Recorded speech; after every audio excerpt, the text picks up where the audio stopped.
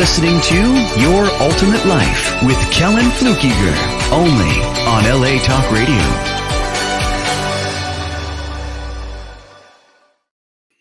Hey there, welcome to today's episode of Your Ultimate Life. Really glad to be here with you. You know, this picture behind me, I'm going to move the URL there. This picture behind me is a funny thing. I was just talking to Sam with Sam about it. This was a picture made by one of those AI art things. And that prompt that I put in was, alchemy and alchemist, right? And so it's got all these chemicals and crazy stuff, and it's turning lead into gold, of course, which was the idea of the alchemists of old, is try to figure out a way to create precious metals from base metals. And they never really succeeded at that per se, but they did scare enough people that in some of the kingdoms in Europe, they made it against the law to practice alchemy and to say some of the things associated with that. That's kind of funny. Anyway, today I want to talk about plans. Plans. Do you have a plan for your life? Like, one way is to just go with the flow. Get up every day and see what happens. And you can do that. And some days are going to go good, and some days are going to go grumpy, and some days you're going to hit the jackpot, and some days you're going to hit a big pothole. And I have lived that way sometimes. I found in my own life that having a plan, trying to do something on purpose. Now, I plan to get through today and still be breathing in the morning. That's one level of plan. I plan to get through this tax season. In Canada, here where I am right now, taxes are due April 30th, which is in a few more days. In the US, it's April 15th, I know, which was a few days ago. Oh, if I can just get through that. I worked one year for an accountant who did a lot of taxes, and I worked for him during tax season from January to April, and it was just frantic and late nights and lots of work. And then after tax season was over, then he would take a vacation for a couple of weeks, right? The first couple of weeks of May.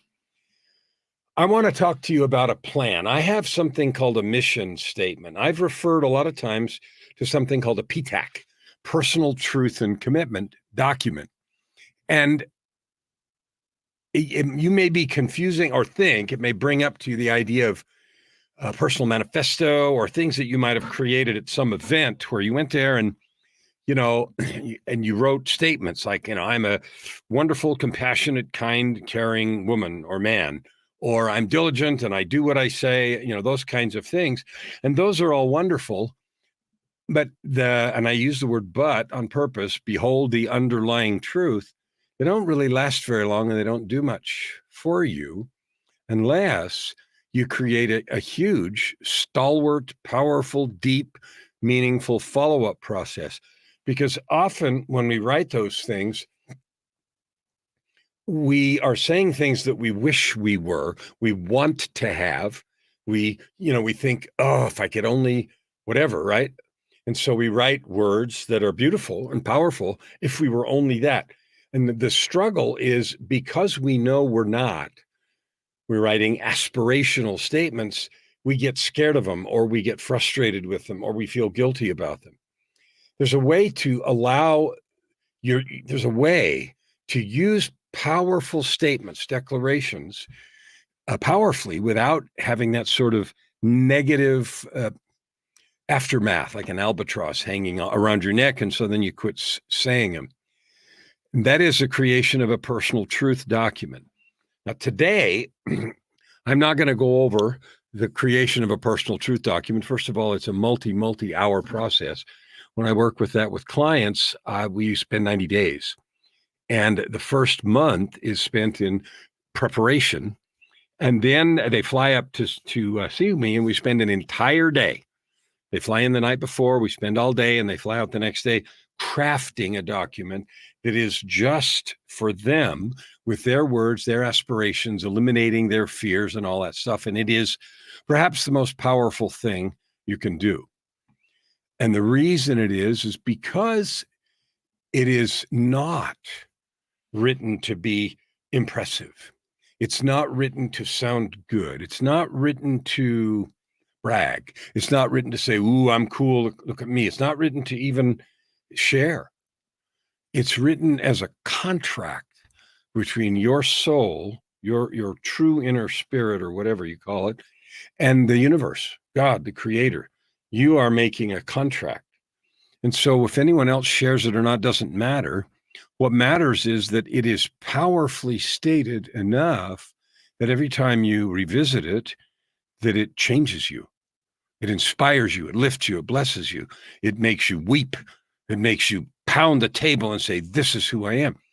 And then the key is to revisit it every day, every morning, maybe 3 or 4 times a day, so that you have that energy and power all the time. You know, when you see a movie or hear a poem or sing a song that just reaches deep into your emotion, what if you could create a statement of your own worth, value, capability, who you are in the world, and then use that all the time to stay powerful, to stay unafraid, to stay bold, to stay clear, to do the things you say you're going to do. One of the things I've learned as a coach is that we create our world. For better or worse, we create the world we live in. And I don't mean we control external events. We both know we don't do that. We create how we experience them. In July last year, I got hurt. I got hurt badly. It was on a Thursday night. By Saturday, I had to spend a day in the ER on a morphine or a hydromorphone drip to just, get over the pain. I started a long period of rehabilitation, and I still limp. Okay. And I can't, my hip hurts and I walk. Some days are better than others, but some days are hurt a lot. And so I can experience that one of two ways. I can be angry. I can be frustrated. I can feel deprived. I can be negative, or I can lean into it and love it. I can say, this is what it is right now. I enjoyed many years without a limp. Now I have a limp. I enjoyed many years this way, and now my life is a different way. So what am I going to make out of this? And that's not living in sour grapes, and it's not, pretending. It is a choice, a powerful choice. So from documents like a PTAC, personal truth and commitment, you can create other documents. And that's what I want to share with you today, a mission statement. And I have a mission statement, and I am going to share that with you today. And I'm going to talk about what it means, where it came from, and why it matters, and how it helps me create this ultimate life, how it helps me create more money, because that's what most people seem to worry about when they come to a coach. I need to build a business. I need to make more cash. I need to, I'm, behind. I'm not doing well. I talked to somebody the other day, and they were just saying, I had all this money. It was almost $1 million saved, and now most of it's gone. And, they wait till then before they, get desperate, and they're going to go get some help. Anyway, so it is 100% your choice how you experience your life, whether you like what's going on or not. You can argue with that, or you can just lean into the truth, because what is, and you're not going to, your anger, frustration, resignation, sadness, bitterness, complaining, or anything else, you're not going to change what is. You're not going to change what is. The only thing you or I can change is who we are. So with my, I have ears that don't work. I wear hearing aids. I have bad vision. I wear weird contact lenses, and I have arthritis and all this crap. I don't care. I love it. I choose to love it. And I create without thinking about that from that place. So here is, I'm going to talk about the pieces of the mission statement and why I have them. Now, as I share this mission statement with you, it is not to instruct you about having a mission statement. It is to encourage you to create one. It is not to give you words for yours, because my words won't make sense in your life. The way that words and statements make sense is if they come out of your heart, if they come out of your yearning, if they come out of your connection and commitment to the Creator. Now, I heard a part of a song a little while ago today that was done by, I forgot who, and it was talking about in California. It meant something to me because I was born in San Francisco and raised in California. But it said, money is the only thing that matters in California. Well, from their perspective, that may be true, but that's not a very useful point of view because money comes and money goes. You might have a lot, you might have a little. And then you could say, well, I'm happy when I have a lot and I'm miserable when I have a little. You're handing the power of your life over to some externality. How many zeros you've got in your bank account. I don't care if you have 10 million or 100 million. You can be miserable. You know that's true. Excuse me, because of the number of people that have money and are miserable and do stupid things. So let's talk about mission statements. So here's mine. Kellan's mission statement says who I want to be, who I am, who I declare myself to be in the world, is I came into this world to do the will of my Father. Now, I mean my Father in heaven, God, because, excuse me, I have developed a strong relationship and connection. So I have chosen, not because I abdicate, but I've chosen to dedicate my life to do good. And the reason is because I love and I trust God with all my being. I trust that following that path will lead me to the most joy, the ultimate life, purpose, prosperity, and joy. And that includes the cash I need to live and the joy that accompanies adding good to the world. And I can tell you that that's true because that's how I live. And I live in absolute joy every day. Every day is exciting. It's fun. I jump up and down, literally in excitement. People ask me, how are you? And I can hardly find the words. I love every day. And you might think I'm weird, and maybe I am. But if you want to live like that, what's stopping you? What is preventing you from being joyful today? And if you list a bunch of externalities like your job or your lack of, or your bank or your lack of, or your health or your lack of, that's your choice. You can be happy anyway. Joy is a choice. All right. Here's step one or part one. My mission statement: to learn from my own experience and add good to the world. What does that mean? Well, you go through life, and so do I, every day, a day at a time, a conversation at a time, anything, one thing at a time, a drive to the store at a time, one rude person at a time. We got a fun phone call. Joy told me we got a phone call from the city here of Edmonton, and they said, hey, we haven't been able to read your water meter for months because every time our guy comes over, or our meter reader, I don't know if it's a guy or a gal, your dog's in the yard. Well, that's funny to me because, they could knock on the door and say, we need to read the meter, but they haven't. And apparently for months. So they sent us, called us and said, hey, well, it's not going to solve the problem because I don't know when they're going to come. So they're still going to have to knock on the door and we'll bring the dog in. So that's just a thing that is, and that doesn't mean anything. But they found it frustrating. Oh, we can't read the meter because of your dog. Well, okay. Knock on the door. Solve the problem. I came into the world to learn from my own experience and add good to the world. That's part one. I have 1, 2, 3, 4, 5, 6, 7 parts. I came into the world to learn from my own experience and add good to the world. Now, we have a series of life experiences. Some are positive, many are negative, or what we perceive to be negative. Many are struggles. You went bankrupt. Someone ripped you off. Your job isn't paying you enough money. You can't take the kind of vacations you want. You feel like you're being deprived. You hate the way the government is doing things. You're not happy with your partner. You're not happy that you don't have a partner. All those things are life experiences. With every one of those, I have a choice to use it for my growth or to use it to complain about. I say, well, I'm going to let it ruin me or I'm going to let it refine me.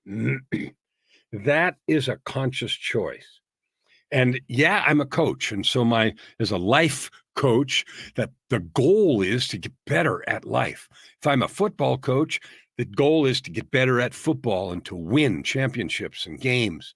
If I'm a vocal coach, and I just got off the call with a vocal coach that I have, and I ask him a bunch of questions and he coached me, do this, do that. And some of the things require effort and practice and changing things.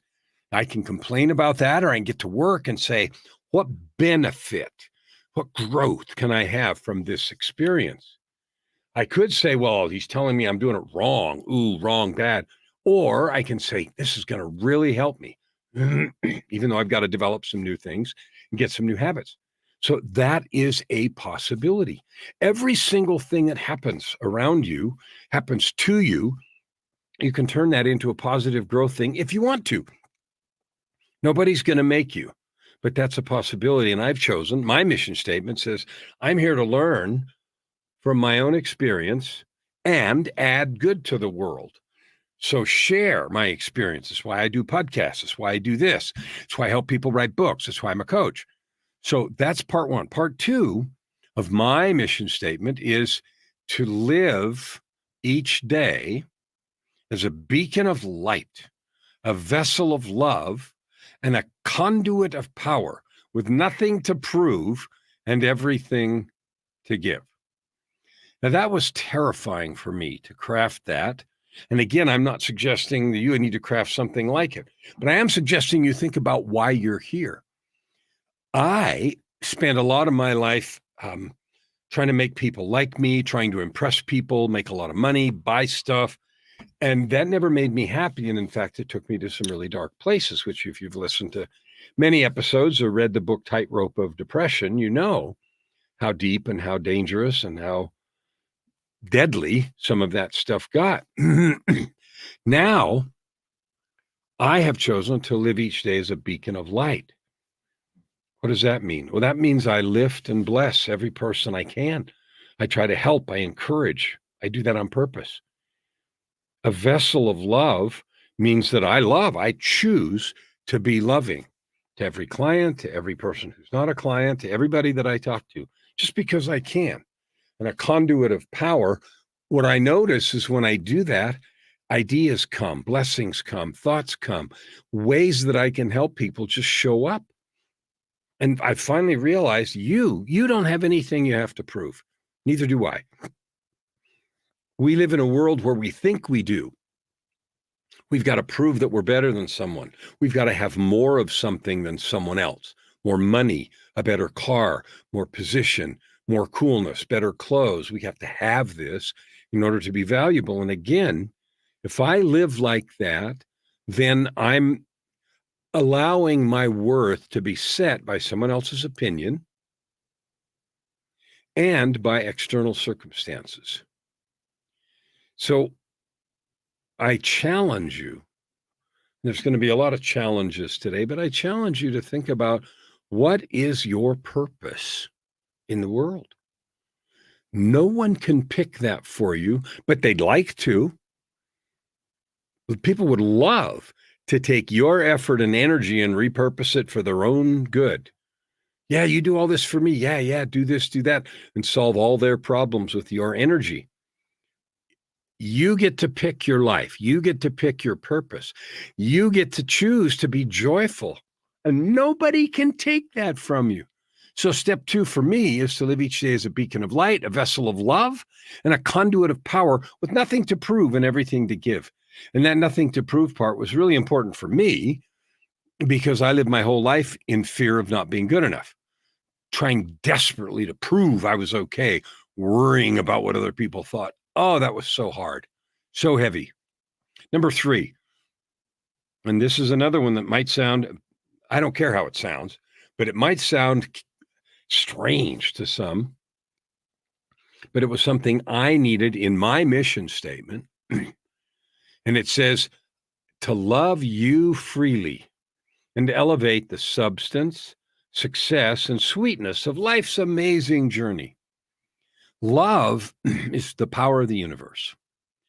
If I choose, if I say to myself, I'm going to love every single person I meet, I don't care why, what they're doing, I don't care. I'm just going to love them. That doesn't mean I have to approve. It doesn't mean I have to participate, but it means I acknowledge your divinity.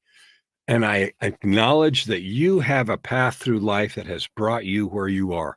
And I love you and want the best for you. And sometimes when I tell people I love them, it's uncomfortable for them because they don't know what it means. And I'll tell you what it means. It means that I do everything I can to lift and bless your life. When someone connects with me on Facebook, and I get tons of friend requests, and maybe you do too, I'll look them over. I look at their profile and that sort of thing. And, there's lots of scammers and spammers, and I don't approve those. But if I look at the mutual friends and I look at what they're up to and that sort of thing, and it makes sense, I'll accept the friend request. And then immediately I'll send them a text, a voicemail, actually, a voice text. And I'll tell them, hey, thanks for sending a friend request. Appreciate that. I looked your profile over and it seems like you're about this and this and this. And I'll find something on there that I can support, I love, I think is great. And I'll tell them that. Then they know I've actually looked at them and there's something about them that I really admire. And the last thing I ask, I ask two questions. I say, well, I am curious, what is it that made you reach out to connect? Because I am curious why people do that. I mean, scammers and spammers and people that are trying to market stuff, I kind of know. I tend not to accept those because I've got plenty of those and you could probably get them too. But sincere requests, I want to know what did they see or understand that made them reach out? And the last question is, can you tell me what I can do to serve you? What can I do to lift and bless your life? And it's funny because I get all kinds of answers to that. Some people, I don't know, I'll have to think about it. Some people say, just being connected is enough. I don't need anything. And other people put some real thought into that. And I love that when that happens, because then that gives a reason for us to keep talking. Something that's happened to me since I've become a coach in 2008, 9, so 15 years now, is I have really become a lover of people. That wasn't true before. Before 2007, when I had a about face in my life and started over, I was just concerned about how much money I could make, how much stuff I could buy, how cool I was, and what other people thought of me, being impressive, powerful, wealthy, and that sort of thing. But it didn't make me very happy. Since I've changed, and that was on purpose, I've decided my mission is to love you and to see what I can do to help you. And I found out two things. One is that creates a lot of clients for my business. So the prosperity piece takes care of itself. Lots of people. I don't know why, but I think one of the reasons is because it's unusual to find a place where someone's really trying to support and lift and bless you, and people like being around that. So I offer that encouragement, insight, ideas, wisdom, blind spot protection, lots of things that you develop skill as a coach that people can't find in other places. And so choosing to just be loving, I don't mean be a doormat or let people just say, run over you. I don't mean any of that crap. I'm talking about truly serving someone, which often as a coach includes pointing out behaviors, ideas, attitudes that they're engaged in that are keeping them stuck right where they are and complaining. So love you freely. One of the things I used to do a lot is judge people. Whew, I was awful at that. You're wrong because, you're bad because, your ideas are wrong. You shouldn't, you should, whatever, should and shouldn't were a big piece of the vocabulary. Now, we live in a polarized world. There is no question about that. We've got riots everywhere. We've got a couple of wars at least going on that are killing thousands, tens of thousands, hundreds of thousands of people dead because somebody got greedy, somebody got angry. People are carrying out longstanding grudges. No one is justified in cruelty. Cruelty is not called for, ever. But, and I say that carefully, behold the underlying truth, there is a frustration and sadness and pain that sometimes leads people to do things that are harmful to themselves and to others. So there's a huge difference. It's not a fine line. There's a gigantic difference between loving someone as a human, as a divine being, a child of God, and agreeing with actions, supporting attitudes or approaches. Some people hate others without a reason. They hate them because they're white or black or belong to this group or have that attitude. And that engenders canceling and viciousness and hatred and negative stuff. That isn't good because you never solve problems. You know this. You never solve problems from a place of animosity. All that happens there is you try to force me, or I try to force you, or someone else to agree. I'm going to pass a law, or I'm going to burn your house down, or I'm going to do this or that to try to prove to you that I'm better than you, that you're wrong. But that never actually solves any problems. All you have to do is look through history to see that repeated over and over again. The real solution is always going to be love, because love is the greatest catalyst for change. If you really want to change something, bring love in endless supply and bring patience. Now, once again, that doesn't mean be a doormat and people take advantage of you or violate boundaries, but it does mean have patience and allow others to be who they are while still protecting yourself, and do so without hatred and animosity. You can disagree with civility. So anyway, love you freely and elevate the substance, success, and sweetness of life's journey. So that's number 3. Number 4 is to create inspired works that come through me to help you choose your purpose, develop your gifts, and serve joyfully. See, with all your being. See, I know you and I are divine beings. We're built to love and serve each other. That's why we're here. Now, sometimes we go through a lot of struggles in life, bad things, things done to us, bad stuff that happens around us that make us forget that make us, either turn into, victim, hating the world and hating others, or we give into the religion of money that says, I got to prove that I'm better than you. I've got to, have so many songs where people brag about, I got more than you. I got this many cars and this much gold. And that never builds unity, creates positive progress. It doesn't do any of that. And that is, it's a sad thing because that gets in the way of real growth. If 2 people or 3 people or a community choose to work from kindness and positivity, there's no limit to what we can do. So my effort to create, I've written 19 books. I have music. I just was working on a bunch of songs. That's why I was on the coaching session with my vocal coach, because I'm speaking and singing and writing about positivity, possibility, understanding the difficult things that we have, turning them into growth opportunities.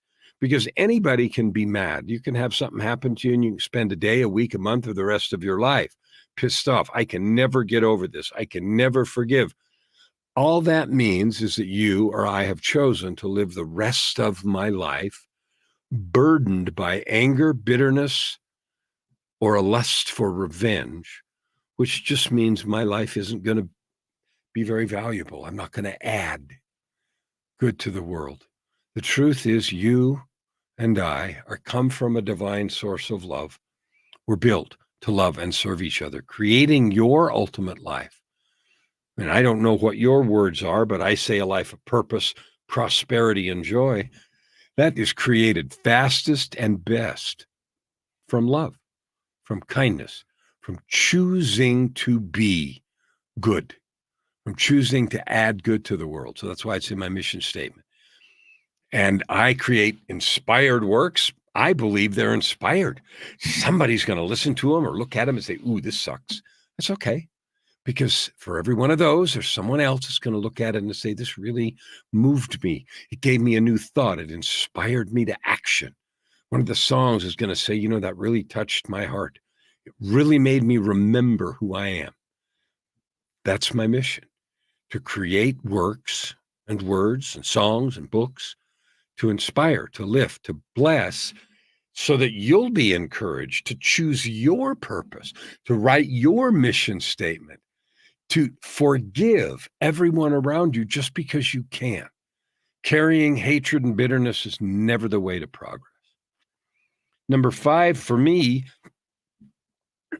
is to be the catalyst for meaning, legacy, and joy to invite you to your highest self. Now, this was going to take some explaining. I don't know about you, but there have been many times where I have acted a certain way, said something, behaved in a way, been dishonest, lied, hurt someone, gossiped, done bad things, stolen something. And then I look at that later, and you can describe it any way you want, but one way I could describe it is that certainly wasn't me at my best. That isn't who I really want to be. Yeah, that's not who I really am. You've heard that. You've probably said that. Ooh, that's not who I really am. Well, you did it. I did it. The things that I have done, I listed a few examples, but tons of them. I mean, I was a drug addict. I was a liar. Lots of things in the past. Those were real, and I can't pretend they weren't, but they certainly weren't me at my best. Even sort of, they were me at my worst, right? So what is the process of growth? Creating your ultimate life is a life that you love every day. Well, that is an intentional effort to do things so that you're always at your best. Now, always at your best doesn't mean stilted or formal or any of that stuff. It means authentic, truthful, open. This is so important, at least it is for me, and you're going to hear the words that you need to hear. I lived a lot of my life when I was stuck in depression and, drugs and other habits that were not good. I lived a lot of my life hoping that people didn't know the truth. I hope nobody sees this or finds out about, this, that, and the other that I had done or said or been. I hope nobody sees me here. I hope nobody knows that this happened or that I did or said that. I'd be so embarrassed. That'd be so bad. You might refer to those things as skeletons in the closet. Well, I had a boatload. And I use the past tense had because I don't have them anymore. I have pulled them out one by one, dusted them off, done whatever I needed to do to fix the thing that created the skeleton as best I can. And often we can't really fix those things, but I did what I could. And then I have forgiven myself for being human, or I have forgiven others, or both, so that that negative thing doesn't hold on to me anymore. And in that way, I have an empty closet. I can't change anything that I've done, and neither can you, but I've done what I can to fix it. And now I can live free. I can live as my best self. And if I say something or do something today that is not my best self, I clean it up right away to live in that place of being my best self all the time or trying really hard to do that. I find that fun. I used to hate it because I always felt guilty. Oh, I shouldn't have said that. I should have done this. Garbage. You're human. You make mistakes and you're going to make more tomorrow. What if you said, hey, I commit to be my very best self. And since I know I'm going to fail, I also commit that every time I fail or fall in any of my declarations, I get up, I fess up, clean it up, whatever that means, and I recommit. That means that you never go to bed with something unfinished. You never go to bed. You never end a day or walk away from a situation dirty, with it not okay, negative. You don't. Just because you choose it, just because you've decided that's who you are. So you get to live as your highest self all the time. And you might think that's impossible. And I certainly did. But what I've learned through continuous effort is not that I don't make mistakes. I make boatloads. But that if I immediately clean it up and forgive myself for being human and clean it up, I don't mean excuse myself. I mean forgive, which means clean it up and recommit. Then I get to live as my highest self. So number 5 again is me. I'm the catalyst to help you become your highest self. And at the same time, I'm busy working on being that myself. And it is that very act of being constantly engaged in that growth that makes you or me a good example, a good catalyst. Now, I love the word catalyst because I'm a chemist, like this nutcase behind me. A catalyst is a chemical that makes another reaction happen that wouldn't happen otherwise. Or it makes it happen a lot faster. Now, we've all heard of the term catalytic converter, and the people, they're a great thing for theft because there's platinum. There used to be, I don't know if there still is, but there's platinum in a catalytic converter. And so you might say, well, if you need to use platinum to do whatever it does, then doesn't it run out? And the answer is no. That's the fun part about being a catalyst. It's never used up. Just because the platinum is there, it causes a chemical reaction. In our case, carbon monoxide turning more fully into carbon dioxide. And so that catalytic converter was a piece of gear they used to put on cars. They still do, different forms changed, but it caused more efficiency in the fuel. But the catalyst itself was never used up. So you are a catalyst, so am I. The question is, what are you a catalyst for? Now, you've been around people that as soon as they show up at the party, the life of the party, things start jumping and popping. And they can do that over and over and over again. They are a catalyst for the social interaction or for good time or for pleasantries. They're a catalyst for that. They carry the energy and power for that. What are you a catalyst for? When you show up somewhere, what happens that otherwise wouldn't happen? That's why I love the word catalyst and I use it. So number 5 for me is to be the catalyst for meaning, legacy, and joy to invite you to your highest self. Because I've learned to do that. And I have a lot of fun. I certainly used to not. I used to need that. But with the work, I have become a catalyst. So again, me sharing with you my mission statement is just an invitation for you to examine who you are, whether you're doing it consciously or unconsciously. You're doing it. You're walking through your life a certain way. You're creating ripples around you of energy, of positivity, of negativity, of love, of hatred, of prejudice, of tolerance. You're doing that.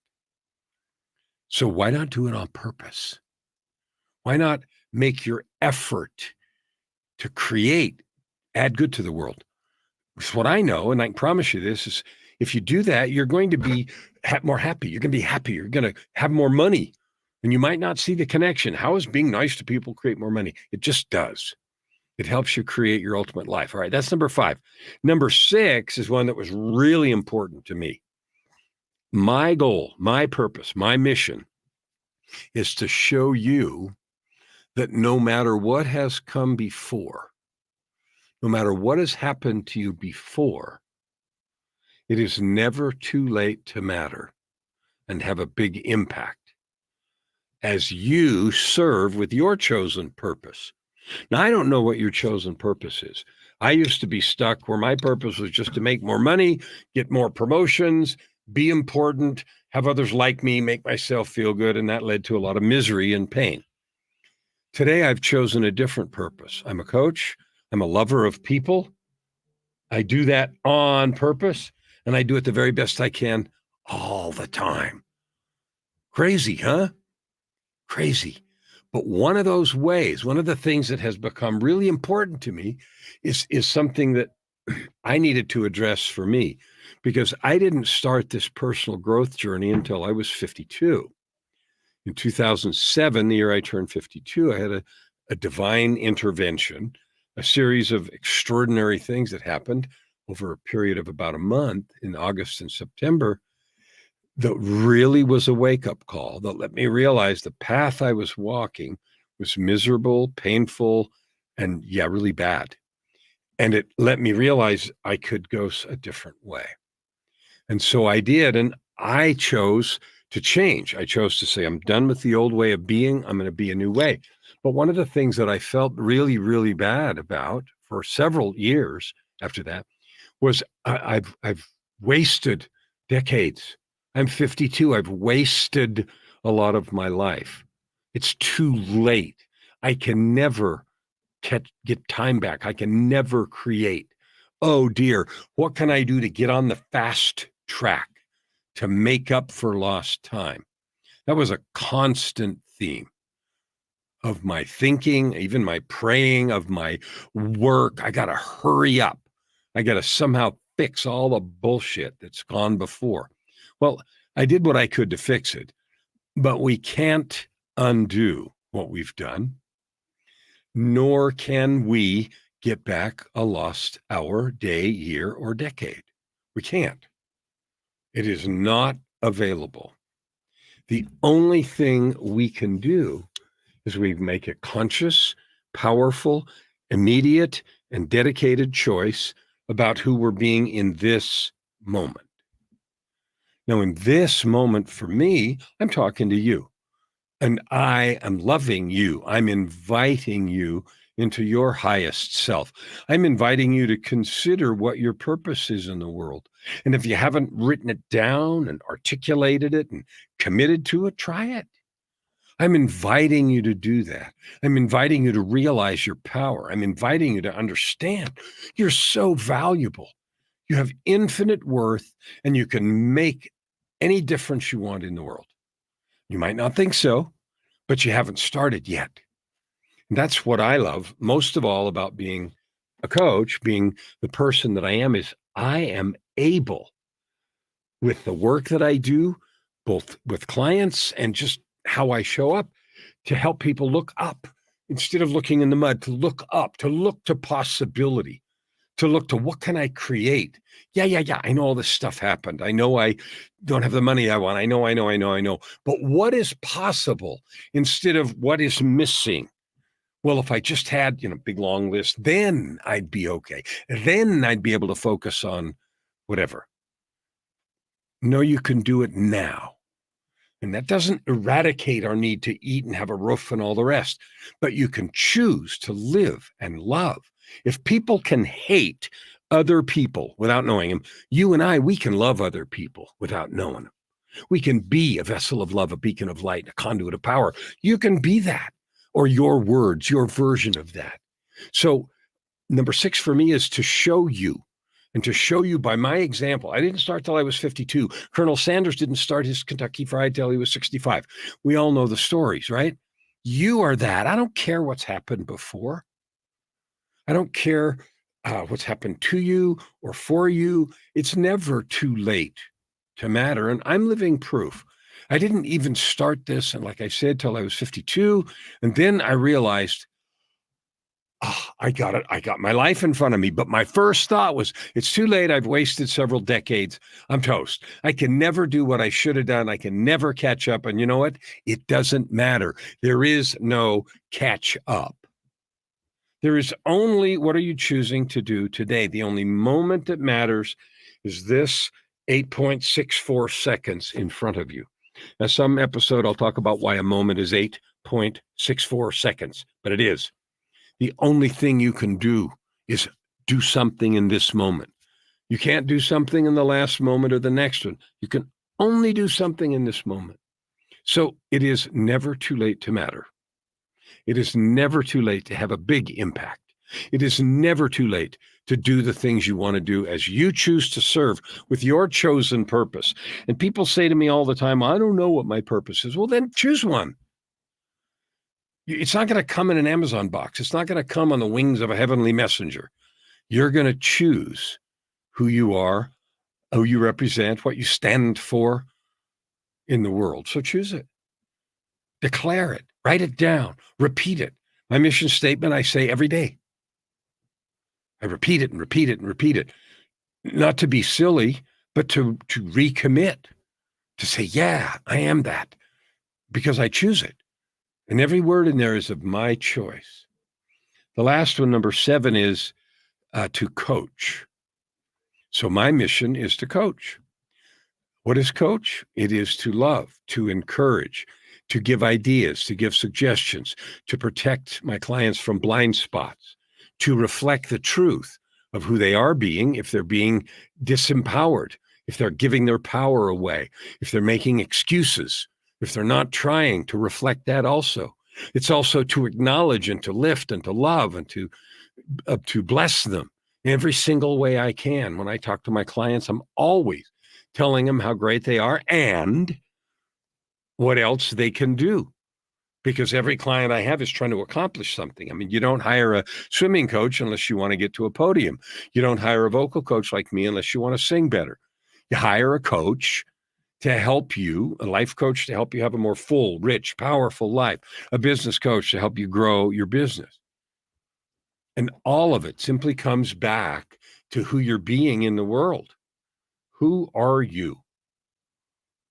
And this conversation today about a mission statement is just to give you an example of what a mission statement could be. So I encourage you to write yours. Why are you here? What is your mission? I encourage you to do it with love for yourself, with recognition of your divine capability, with great forgiveness and compassion for whatever's happened to you before, for whatever mistakes you make. Clean them up and move forward. Forgive others everything all the time. It doesn't serve you or them to carry baggage.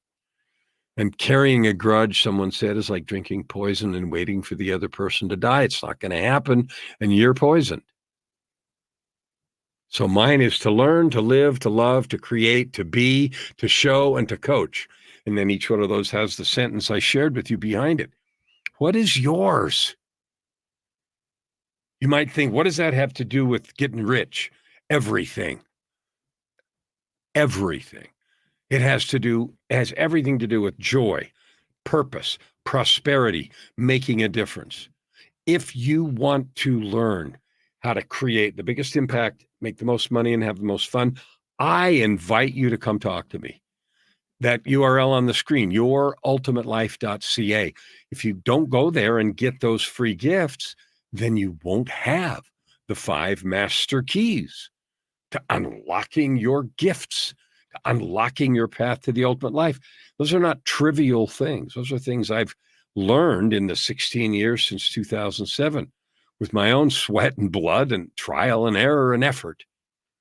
So, like the alchemist behind me, you have the capability to create anything you want. You can turn whatever lead is weighing you down right now into gold, pure gold of love, creation, prosperity, joy, excitement, joie de vivre, the excitement of life.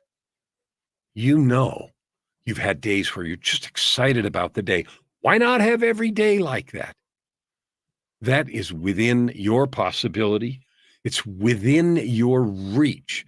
That doesn't happen with a click. It's not download and double click, but there is a path. I don't care where you're starting. You have a mission. You have a purpose. Do you know what it is? I challenge you to find it. I challenge you to own it. I challenge you to lean into it, to love yourself, and to give of yourself. I made so much, I won't even say waste. It took me a long time to learn the lesson that trying to get what I want was the fastest way to sadness. Trying to give what I have is the fastest way to happiness and prosperity. Think about that. The fastest way to happiness and prosperity. Serve, love, give. You will discover your gifts, your joy, and in that process, you will be able to create your ultimate life.